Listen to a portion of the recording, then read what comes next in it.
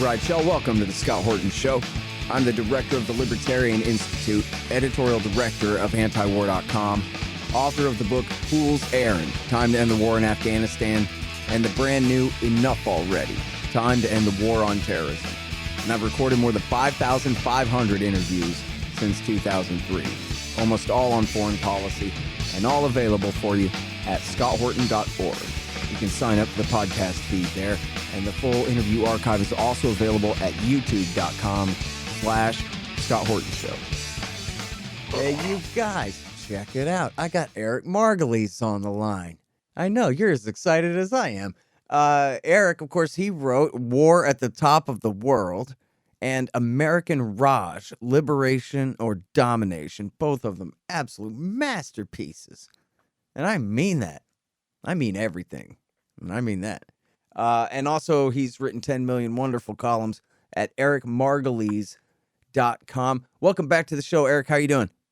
I'm glad to be back with you. Long live Texas. Yeah, man. And Toronto. And New York State. Don't forget New York. Yeah. Well, and them too, yeah. Listen, so how the hell have you been, man? Well, I've been watching the events overseas. I've been watching our new government under Biden, and I'm absolutely amazed and dazzled by what's going on in Afghanistan, because we have events that few could have predicted. I did long ago, but nobody else was listening. And now the so-called bad guys have won. Yeah, well, I'll tell you what, man. There's a few reasons that I'm so good on this, and you're one of them. And I've been talking to you since, I think, 04. If I'd have to go back and check, possibly 05. And you've been setting me straight on who's who and why it matters and to what degree all over that country this whole time. And, I saw a guy on Twitter very rightfully said, why should I read a book by some white cracker boy who never even been over there? And I thought, that's a great question. I never claimed to be the world's greatest expert on this thing. I know just enough to confidently say we shouldn't be over there. I would never claim enough to say who should live or die over there, only that we should stop killing them. You know the right white cracker. That's me. Well, that's the whole thing. I know you, and you might be as white as me, but you've been over there and spent, how many years in the 1980s covering the Mujahideen war against the Russians, Eric? Oh, probably. Well, I went there back and forth, so after probably a good bit part of a year, but I followed it every day. And I could spend a lot of time in Pakistan right next door. Yeah, so why don't you tell us all about your friend Gulbuddin Hekmatyar and the rest of what we need to know here? I don't know where Gulbuddin is. I don't know what he's doing. He's obviously lying low. He's going to make some kind of political move now. He's the sort of the real bad boy of the drama, and he was known as a big troublemaker in Afghanistan. But he didn't agree with the Taliban, and the U.S. was trying to kill him, he said. So he's a tricky character. You'll see him surface in the next couple of days. Meanwhile, things are very fluid, as diplomats would say in Afghanistan. And it's quite fascinating because the U.S. has yak-do all over its face as a result of this. Yeah, man, I'll tell you what about that. So as far as Hekmatyar, I saw a thing where it was from 2 weeks ago. He was interviewed and said, hey, we should not fight. Everybody needs to just compromise and come to the new reality and this kind of thing. And he sounded like he was pushing for a role and kind of greasing the skids for the Taliban. But now, and I don't know if you saw this, but he's announced a council with Karzai and Abdullah that's supposed to be some kind of transitional thing. I don't know. I guess it's like their desperate bid to not be, I guess, to be brought in by the Taliban rather than thrown out by it. So I don't know. Well, they've been those people have been calling for working with the Taliban for a long time. And Karzai is not a bad man. He is a good puppet, and he would make a good member of any new ruling council that's put into place. Even Abdullah, who's the Tajik guy, is would be a good person to give a more moderate collegial tone to any new government. I don't think we'll have another Mullah Omar popping out of the shadows. You're going to the Taliban has learned hard lessons that they have to adopt a more moderate policy. Yeah, I mean, that seems to be the case. I don't know enough about the guy they say is the leader now, Hakanzada. And there's this guy, Baradar, who is sort of sitting in the chair in the palace for now. But I think that might be just because the rest of the leadership are still relaxing in their five-star hotel in Doha. So, and they haven't started fighting yet either. Yeah. But yeah, I don't know if you saw this, but and I don't know how seriously to take this, who knows about these guys, but they said, first of all, a Taliban spokesman did an interview with a female presenter on TV with, her head covered, but not her face, and certainly not in a burqa. And she interviewed him, and then I'm not sure if I think this was in the same interview. I'm sorry, I'm just catching up on a few tweets here, but, no, the New York Times had a piece about this, that he explained that their new policy is they want women to be part of civic life and including joining the government. It says so in the Quran. So that's a whole new order of Taliban rule from the last time around, if that's true and they really mean that, don't you think? Scott, what's happening is we're dealing with a younger generation of Taliban. If you look at the TV shots of these guys swanning around Kabul with their AK-47s, they're young. They're in their 20s. They're not your grandfather's Taliban, where there used to be around 2011 to even 2001. These guys, the original guys, were ferocious mountaineers straight out of the Dark Ages.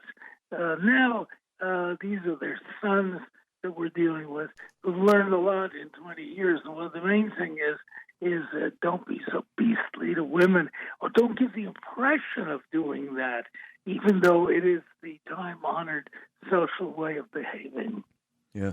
Now, I mean, they have been absolute ruthless bastards in this war when it comes down to it, slaughtering civilians and all kinds of things over the years. Not that they're alone in that or anything, but I'm just talking about them right now. But now, yeah, it seems like they find themselves in this position where they won way too easily, right? This Baradar guy said, we were surprised at how swiftly we were able to take over the whole country. And they had this great strategy of conquering the north first and kind of heading them off at the pass and all this stuff. And just kind of consolidated, walked right into Kabul, as I have been saying was a distinct possibility for a very long time, rather than even laying siege or invading, but just walking right in and taking over the thing. And so, yeah, it seems like they have a real challenge now of how they want to play this, right? Like they just got the whole country right in their hands. And so, especially as you were alluding to before, they're dominant now over the minority Tajik and Uzbek and Hazara populations. And so there's a huge question about what they're going to do about that. Although, for the last few years now, and in fact, I did see one thing about this just the other day, but for a few years now, they have been bringing non-Pashtuns into the Taliban and into positions of leadership, attempting to just co-opt them rather than defeat everybody, kind of bribe everybody off. Call it the Taliban's awakening movement. Where maybe they read David Petraeus's counterinsurgency manual for People's War, and just... There's a successful general for you. All these guys should be demoted and they put out so much BS and misinformation. It makes me angry every time I see them on air. Yeah, I saw H.R. McMaster say, we had it figured out just perfect. We had it all calibrated exactly what to do right around 2017 when he was National Security Advisor. But then Trump ruined it. And in fact, I saw Bill Roggio and Thomas Jocelyn from the Foundation for Defense of Democracy saying the same thing. That, yeah, once Donald Trump made a ceasefire and started negotiating with the Taliban, that's when everything started going to hell. Well, there is a lot to that argument. But Trump was right. It was one of the few things that he's ever been right about was that the war had to end there. He was looking at it as a businessman because of the titanic expense that was gaining absolutely nothing from a country in which America had no strategic interest. But Trump was right, and at least he had the courage to say it. I think he did it more as a poison chalice for the next Republican administration that came in. I mean, Democrats, so the Biden administration. But he was right. He said, he finally said the emperor has no clothes. Yeah. Now, were you surprised about the lack of resistance by, say, General Dostum's forces, or even if the ANA dissolved? I thought some of the militias might fight, and I guess they're saying that Dostum and some of his guys are trying to dig in near Panjshir to resist. So maybe that is that, but they didn't fight for Kabul at all. They just withdrew. They just gave over the Bagram Air Base without a shot being fired, Eric. I know, or Mazar Sharif up in the north, which is a key Dostum stronghold. Right. They just walked in. In fact, the Taliban walked in everywhere. There was almost no fighting. There was less fighting than during the regular war, which is amazing. But when it happened, I know I was there when the Soviets pulled out. And I saw the process. Everybody's in Afghanistan is related to everybody else through tribes, through clans, through regions, through religion. Everybody is under the cover connections. And everybody had been talking for weeks and months, I think ever since Trump announced that they were going to end this foolish war, that everybody was trying to make deals. And the deals was that we're going to let Taliban take over and let them run things for a while. We're not going to fight it. And that happened. So that it was total collapse of resistance. There was no resistance. And everybody shook hands, which is a nice way to end a war. Yeah, it's funny. Everybody's talking about what an absolute debacle it is. Which, I mean, yeah, if they were trying to preserve power and influence over the country, or they just want to feel sorry for some lady who's going to live in the new Taliban future, something like that. However, as far as the end of the war goes, I would say a massive surprise attack, kind of a coup de main sort of a deal, where they just conquer the whole country with only a few shots being fired and very little fighting like this, including the capital city. I mean, when they announced, both sides have agreed on a peaceful transfer of power in Kabul. It's like, really? What's that going to look like? Oh, there goes Ghani, and none of his forces are anywhere to be found, and the Taliban just walk right in, and then that sure looks like a peaceful transfer of power to me. People are acting as though it's when Western Iraq fell to ISIS, and they started butchering everybody and massacring guys in the field and prisoners and all this stuff.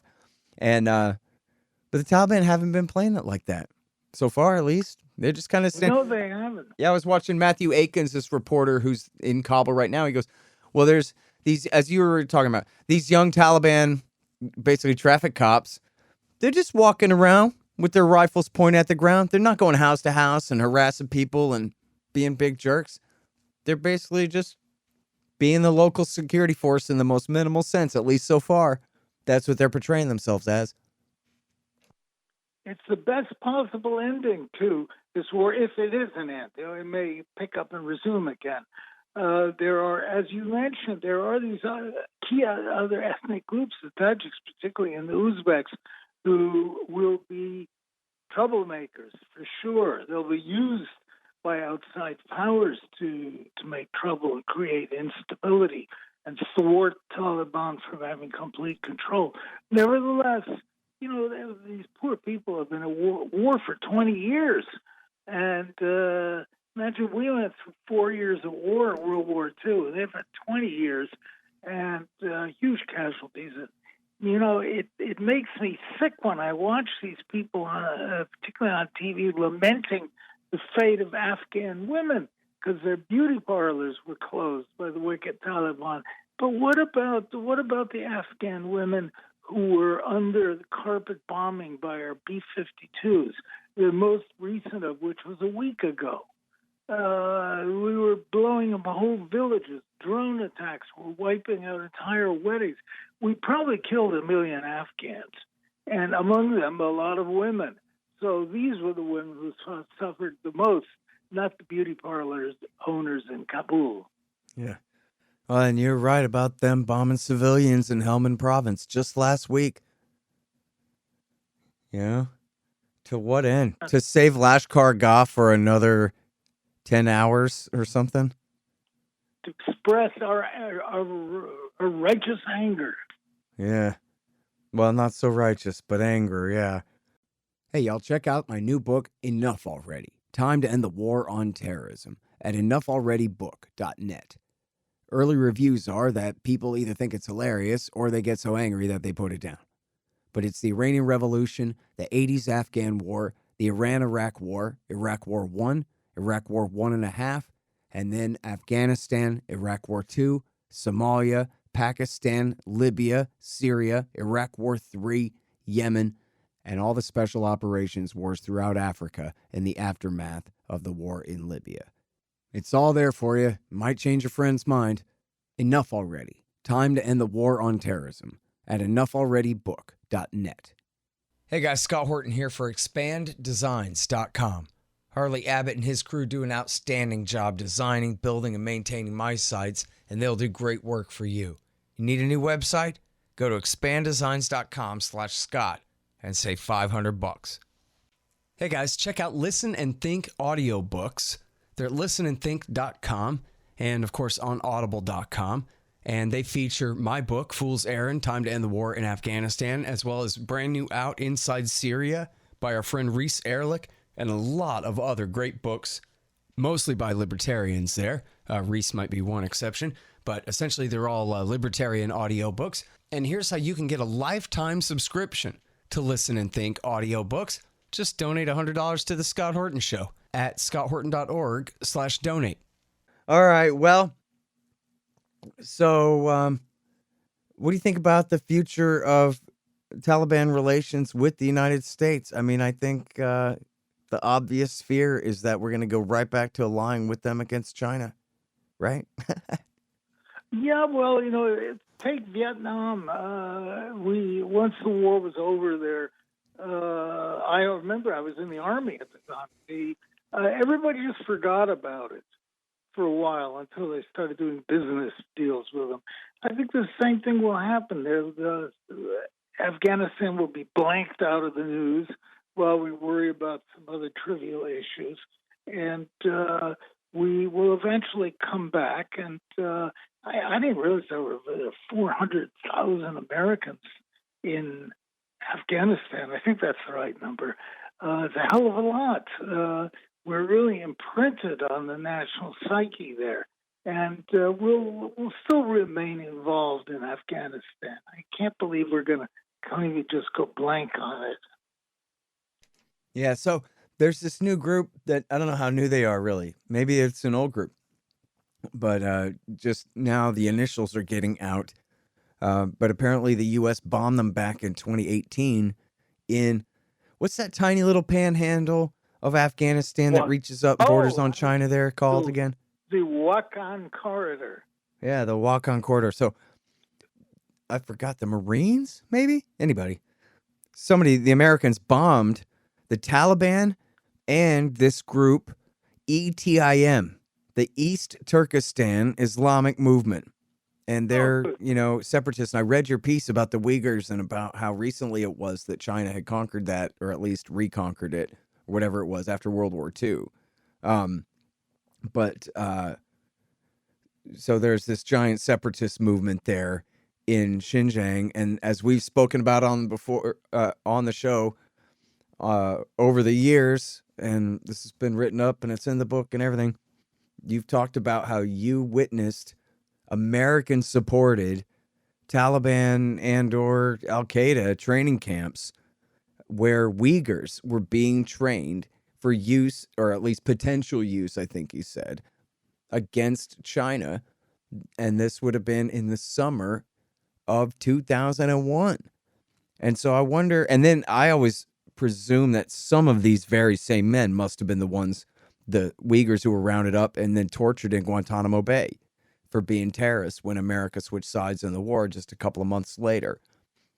And then Quite right. And then there's been a bunch of reporting, I think probably even by you, I forget now off the top of my head, but certainly by Seymour Hersh and others, about Uyghur fighters by the tens of thousands who went and fought on the CIA and Al Qaeda's side in the Syrian war. And then there's the big question of them all coming home and the Americans finding them useful for destabilizing China, or at least potentially using them. And now I can't remember. I got to look this up again. I can't remember what it was that I read that talked about how they're being kept safe in Uzbekistan right now, and presumably, with American help, something like that. But I don't know. Anyway, I wonder what you think about all of those things. And in fact, I, rehash that memory for us if you could, and tell the people what you saw there back then. well, when I went into what is Pakistan or Pakistani-controlled Kashmir, I saw, or the Pakistanis call it Azad Kashmir. That's the portion that's not controlled by India.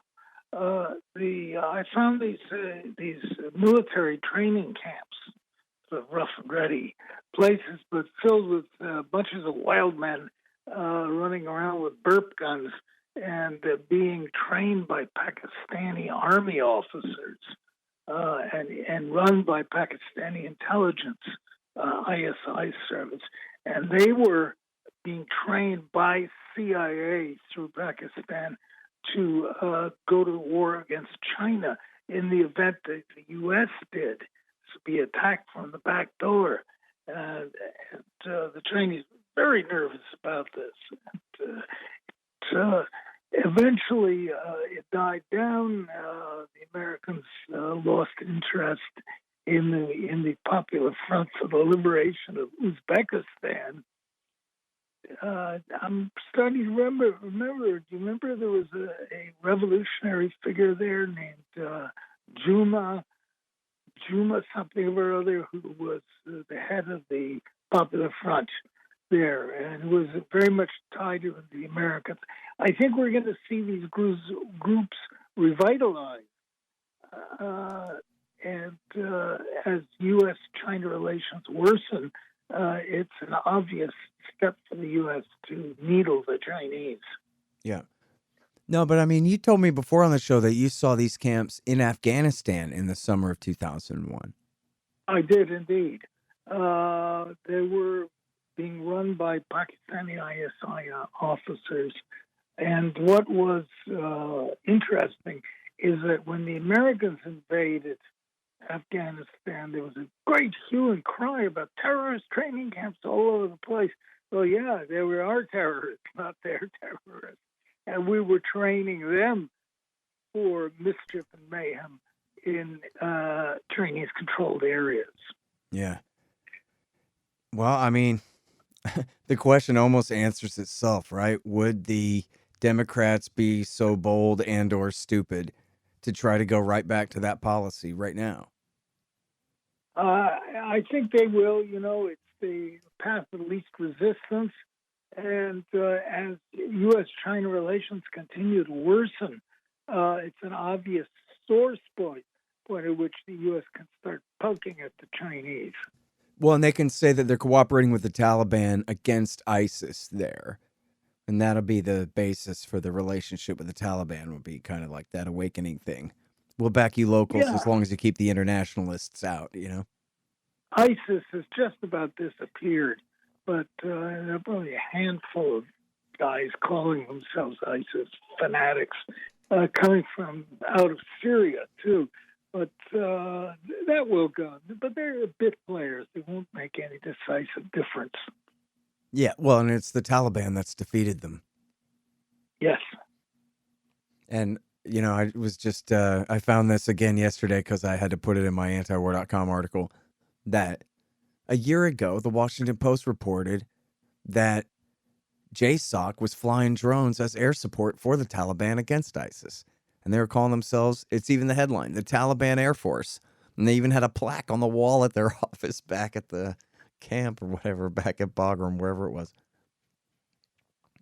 It's a twisted tale we weave in trying. We're mixed up with all these dubious groups. Nobody knows who's who, or behind the scenes who's pulling the strings. And we have been blundered. We keep blundering into these things. And the military men who are leading some of these operations, like U.S. military men, are not the sharpest knives in the drawer. And they really have no concept of what's going on in the deep background. Yeah, I think that's really right. I saw an interview, Jake Tapper interviewing H.R. McMaster yesterday afternoon after Biden's speech. And I think that's right, that he's a big dummy. And they go, oh, no, he's the smart one. He wrote a book one time about how the generals owed the truth to the Pentagon, to the president about Vietnam. And that truth being that we needed a lot more force in there if this is ever going to work.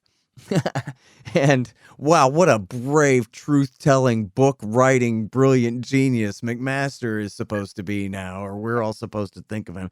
And he's up there going, these guys are terrorists. They're the enemies of all of mankind.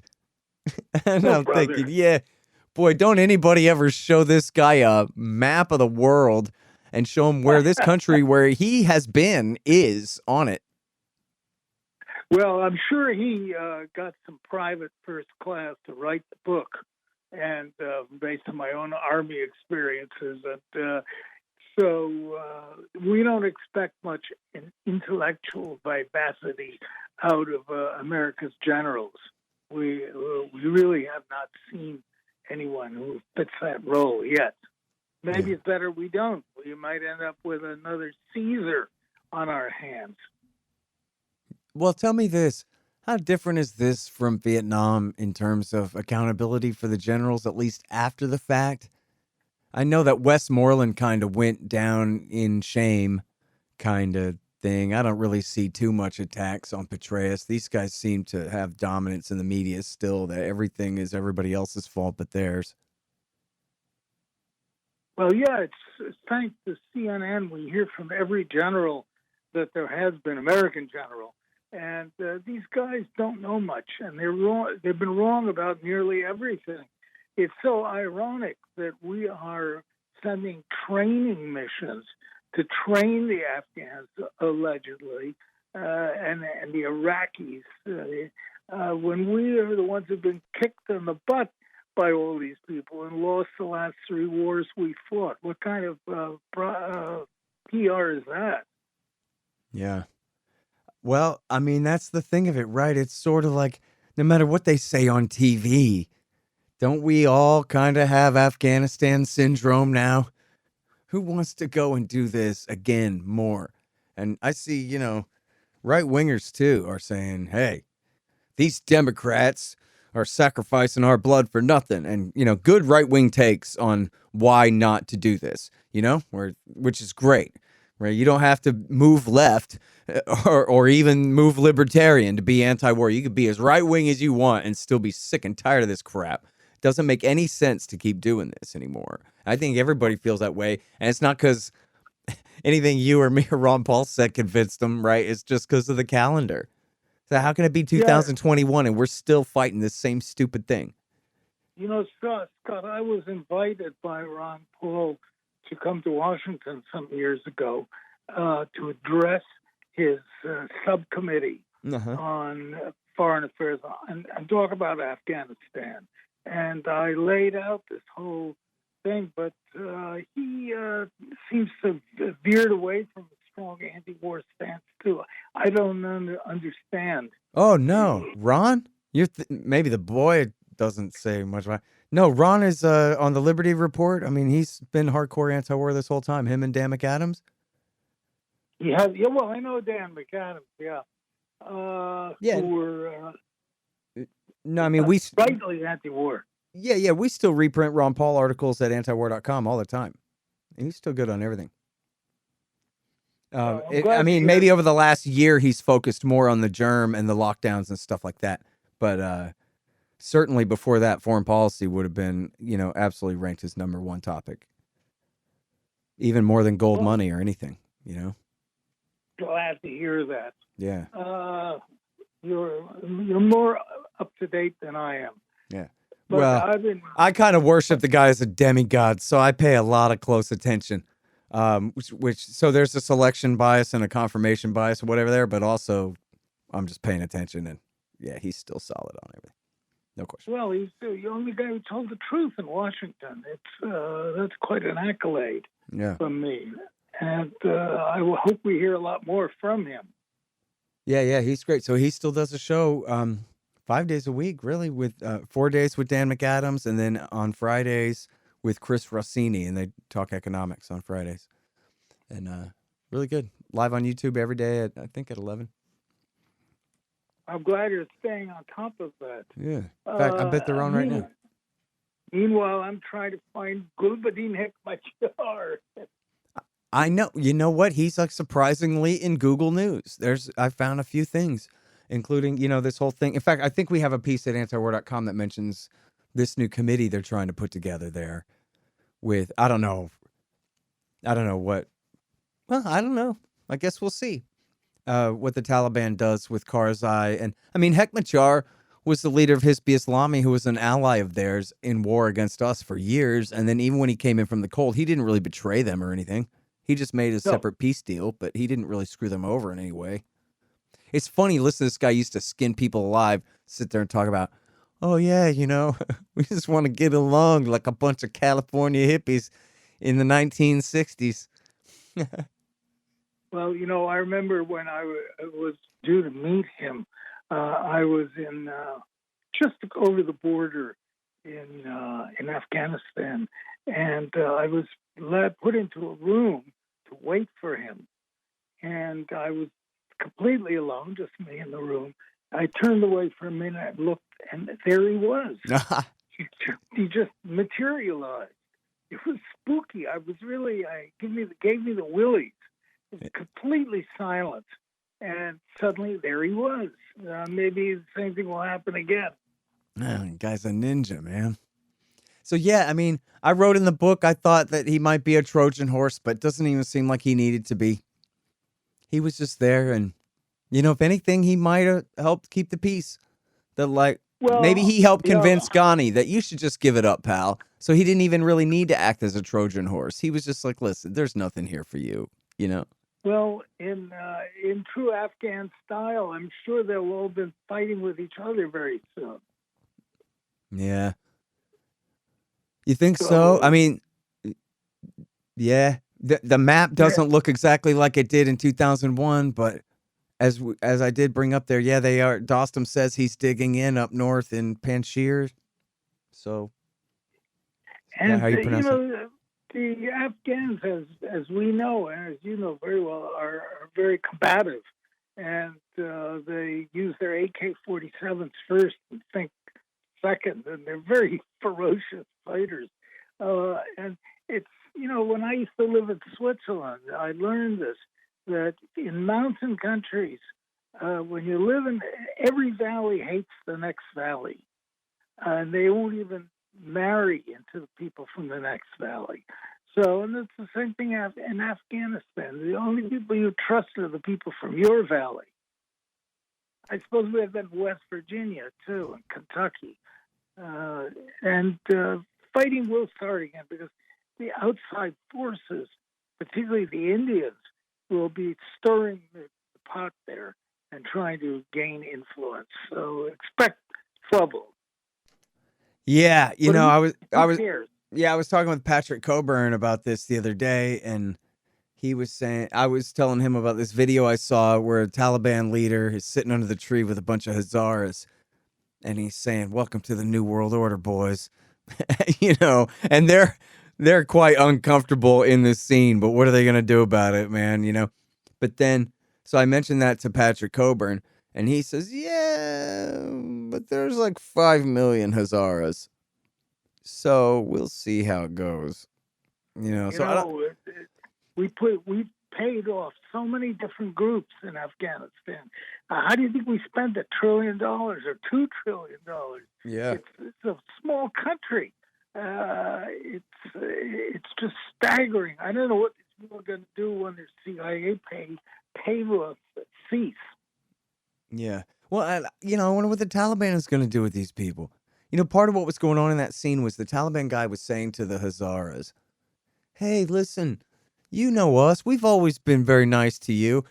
And they're all like, "Oh, God, really? That ain't the way we remember it, pal, but yeah, okay." But, that was the tone he was taking. It was like, "Listen, we're just the new security force in town. And yes, we insist that we're going to be your security force, but don't worry, we're not out to get you. It's going to be fine." And I mean, I'm not saying, again, they necessarily believe that, but it seems like that's not just PR, but that seems to be their strategy, that they just, and the way he was saying to them, he goes, "We don't care that you're Shiites, man. As long as you're Muslims, you're cool with us."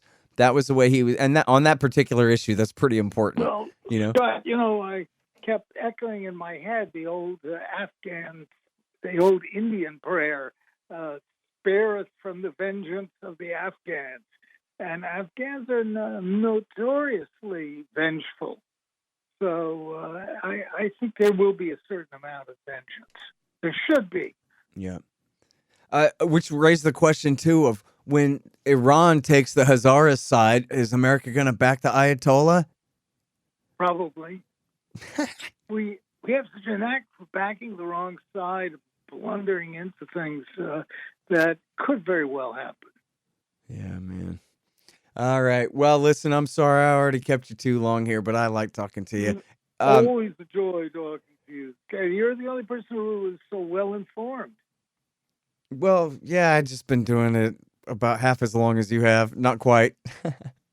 and to my delight, you used exactly the right term, le mot juste, as the French would say, which is a coup de main for taking over Afghanistan. It's exactly what we just saw. Taliban stage a brilliant coup de main. Yeah. All right. Well, wait. So teach me some more French coup words, because I know there's the coup d'etat, which is the right-wing putsch by the military thing, kind of mostly. And then, not always. And then there's the coup de main, like you have here or in, say, Russia and Crimea in 2014.